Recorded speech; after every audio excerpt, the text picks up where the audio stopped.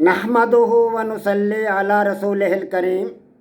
عزیزان محترم، میں Muhammad Aslam Dode, chairman liberal party Pakistan, آپ سے مخاطب ہوں اور آپ دیکھ رہے ہیں liberal party Pakistan YouTube channel.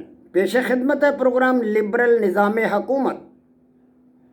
عزیزان محترم، ہمارا آج کا موضوع ہے اقتدار اعلیٰ کی خصوصیات، جو ہمارا کئی دنوں سے چل رہا ہے موضوع، اور اسی طرح ہمارا عنوان ہے آج کا خصوصیت نمبر 4، یعنی جامعیت، یونیورسلٹی۔ عزیزان محترم، آپ کو پتہ ہے کہ میں اپنا پروگرام لبرل نظام حکومت کئی دنوں سے آپ حضرات کے سامنے پیش کر رہا ہوں، اور اس کے تقریباً 58 ایپیسوڈ میں اب تک آپ حضرات کے سامنے رکھ چکا ہوں۔ آج 59واں ایپیسوڈ آپ حضرات کے سامنے رکھنا مطلوب ہے، اور آپ اس حقیقت سے بھی آگاہ ہیں کہ میں آپ حضرات کے سامنے اپنا یہ پروگرام لبرل نظام حکومت اس لیے پیش کر رہا ہوں کہ میں آپ کو یہ بتانا چاہتا ہوں اور آپ پر یہ واضح کرنا چاہتا ہوں کہ میری تھیوری جدلیاتی لبرلزم یا ڈائلیکٹیکل لبرلزم میں نظام حکومت کیا ہوگا، ایک جدلیاتی لبرل ریاست کا نظام حکومت کیا ہوگا، ریاست کیسی ہوگی، ریاست کی ڈیفینیشن کیا ہوگی، اقتدار اعلیٰ کیا ہوگا، اقتدار اعلیٰ کی خصوصیات کیا ہوں گی۔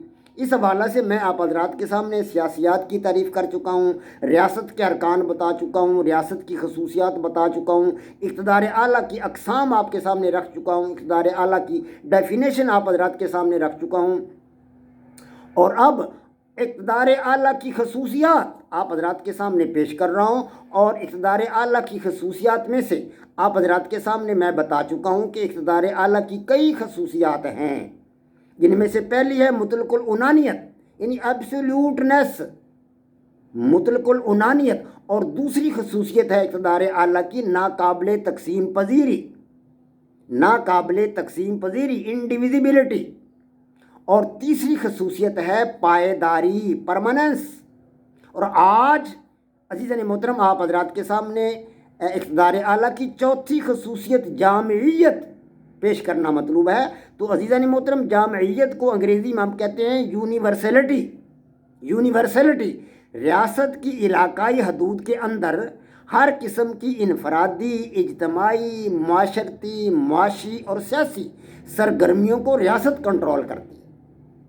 جی ہاں، یہ ہمیں پتہ ہے ریاست کنٹرول کرتی ہے، اور ہم اس حقیقت سے آگاہ ہیں کہ ریاست کے پاس اقتدار اعلیٰ ہوتا ہے، اور ریاست اپنے اقتدار اعلیٰ کی مدد سے ان تمام سرگرمیوں کو کنٹرول کرتی ہے۔ اگر ریاست کسی معاملہ میں مداخلت نہیں کرتی، کسی بھی معاملہ میں فرض کیا مداخلت نہیں کرتی، تو اس کا مطلب یہ ہرگز نہیں ہوتا کہ اس حوالہ سے ریاست پر کوئی پابندی ہے یا ریاست یہ کر نہیں سکتی، ہرگز یہ مطلب نہیں ہوتا۔ اقتدار اعلیٰ کی مالک ہوتی ہے ریاست، ریاست کا کنٹرول ہوتا ہے مکمل، تو بلکہ ریاست جو ہے وہ اپنی مرضی سے ایسا کرتی ہے کہ کسی کو چھوٹ دیتی ہے یا کسی سے رعایت کرتی ہے یا کوئی کام مطلب ہے اس میں عدم مداخلت کرتی ہے، تو ریاست اپنی مرضی سے ایسا کرتی ہے، ورنہ اقتدار اعلیٰ کی طاقت اس کے پاس ہوتی ہے، وہ سب کچھ کر سکتی ہے ریاست۔ تاہم غیر ملکی سفارت خانوں پر ریاست دخل اندازی نہیں کر سکتی۔ جی ہاں، سفارتی نمائندوں کو دی جانے والی مراعات کا احترام لازمی ہوتا ہے، لیکن اس سے ریاست کے اقتدار اعلیٰ کی جامعیت پر کوئی فرق نہیں پڑتا۔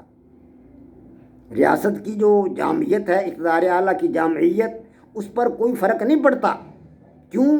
اس لیے کہ ریاست کسی بھی ملک کے سفیر کو اپنی مرضی سے نکال سکتی ہے۔ اگر وہ سفیر حکومت کے خلاف چل رہا ہے، ریاست کے خلاف کوئی کام کر رہا ہے، ریاست کے خلاف اس کی سرگرمیاں ہیں، تو ریاست اس کو نکال سکتی ہے۔ ریاست کے پاس یہ اختیارات ہیں، اقتدار اعلیٰ تو اس کے پاس ہے، اس کے اقتدار اعلیٰ کو کوئی چیلنج نہیں کر سکتا، تو وہ سفیر کو بھگا دے گی۔ اور ایسا بسا اوقات دیکھنے میں آتا ہے، ہم نے دیکھا ہے کہ امریکہ، روس اور بھارت نے کئی مرتبہ اپنے اپنے ممالک سے دوسرے ممالک کے کئی سفیروں کو نکل جانے کا حکم دیا ہے۔ پاکستان اور ہندوستان کے معاملات کئی دفعہ ایسے ہوئے ہیں کہ ہندوستان نے پاکستان کے سفیر کو نکال دیا اور پاکستان نے ہندوستان کے سفیر کو نکال دیا۔ یہ صورتحال چلتی رہتی ہے۔ تو عزیزان محترم، یہ اقتدار اعلیٰ کی جو ہے خصوصیت نمبر 4 ہے ہمارے پاس جامعیت، یعنی یونیورسلٹی، انشاءاللہ تعالی العزیز وقت کے ساتھ ساتھ اقتدار اعلیٰ کی خصوصیات جو چند رہتی ہیں وہ بھی آپ حضرات کے سامنے رکھوں گا. وما علینا الا البلاغ. پاک فوج زندہ باد، پاکستان پائندہ باد.